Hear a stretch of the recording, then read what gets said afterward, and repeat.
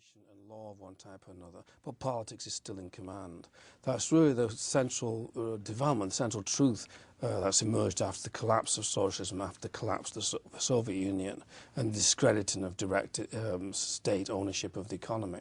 But amazingly, you know, the left didn't go away. It just changed its rationale. Its interventionism used to be rationalized by efficiency, that they're going to make the economy more efficient, but now there's going to be more equitable, equity argument rather than efficiency argument. Typically it's things like, you know, promoting gender diversity or preventing discrimination or protecting the environment, all things which they believe aren't taken care of in a free market economy. What's the social basis for it? Oh, well, you know, if you look at, if you chart the government share of the GDP, the gross domestic product, the output of the economy, over like 150 years, you find that about 1900 it was about 4 or 5% of GDP. And even as late as the Second World War, it was less than 10%. But then it soared. So now the government's spending like 40% of GDP. And that spending is done by somebody. There's a whole army of what we call the new class, people who make their living off the government in various ways.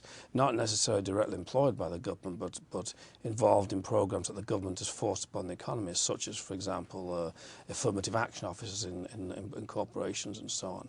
Or to a large extent, colleges, the enormous growth of government-funded colleges. There's an awful lot of people who directly and indirectly make the money from the government through politics, basically, the political power. And they need, neo-socialism really is a rationale for what they do. They believe that they're transforming society and advancing society through the exercise of government power, for which they're paid handsomely. Would you say the acceptance of neo-socialism will increase or decrease in the coming years? That's a very good question. It's more insidious than the old-fashioned form of socialism, because I don't see that it contained within itself the seeds of its own destruction in the way that socialism did. I mean, it was always obvious intellectually that socialism wouldn't work. It took 60 years for people to find this out. I mean, von Mises made this argument back in the 1920s, the so-called socialist calculation problem. Because they don't have a price system, they can't make the economy work rationally. But it took about 60 years before people realized this was the case and the Soviet Union collapsed. I'm not sure that's the case with neo-socialism. It's a much more insidious thing. It's because it doesn't interfere with the economy as directly. You know, I'm not sure it has the seeds of its own destruction in it. On the other hand, it is gradually eliminating political freedom, so there could be an explosion coming there. By explosion, you mean violence? No, well, I mean, in the first instance, political turbulence and possibly secession and that kind of thing.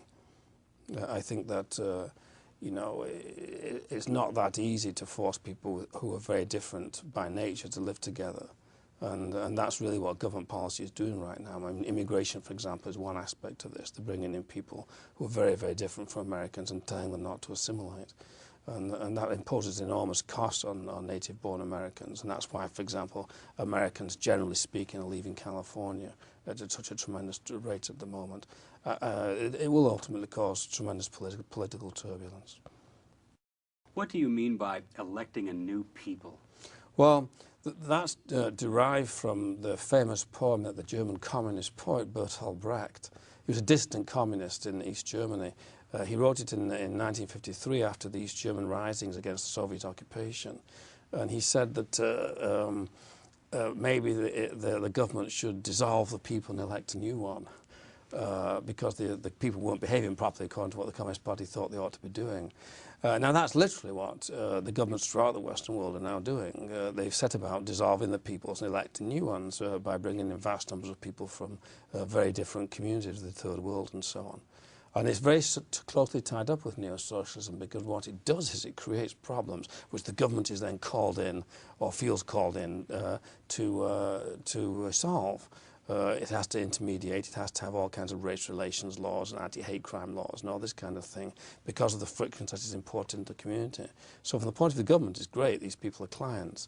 But from the point of view of the people, it's catastrophic, because they've been displaced.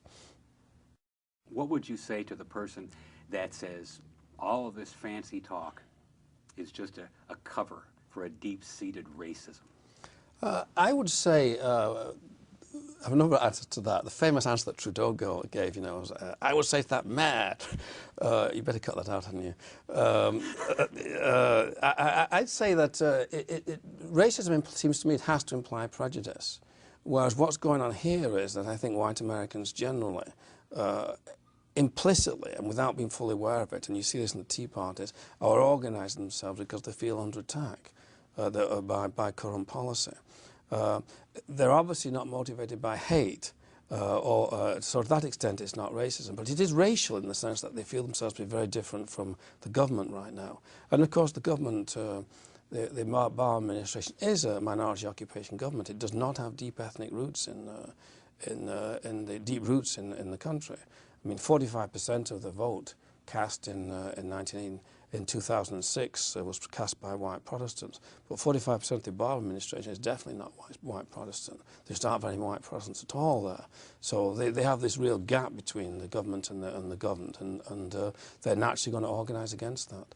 So it's not racism, but it probably is racial in some way. And what's wrong with that? It's okay for, you know, Zionism is okay for Jews, and black nationalism is okay for blacks, and La Raza is okay for the Hispanics, and eventually, because of this tremendous diversity that's been introduced into the community by public policy, whites are going to start worrying about their own interests too. Would you consider the white response to be an organic response? Organic in the sense of natural, yes, I think it's just inevitable, it's inexorable. They've been presented with a situation which has taken them some time to figure out, but they will eventually start to organise themselves in terms of their own interests. How could they not?